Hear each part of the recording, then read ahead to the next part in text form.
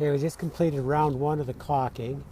So you can see how he built this one out. Now this caulking is going to shrink, but some people call that a disadvantage, but I think of it as an advantage because as it shrinks, it's going to pull things together.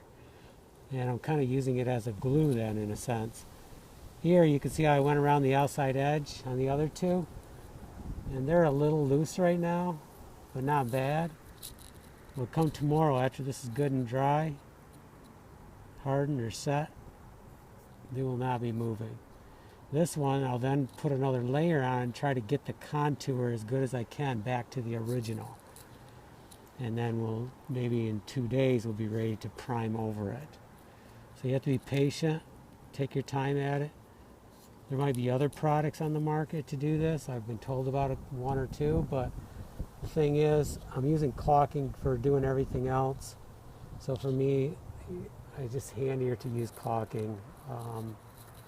And we'll know long term how it's holding up. But it is supposed to be 45-year caulking. And maybe if it's primed and painted really well, we'll get even longer out of it.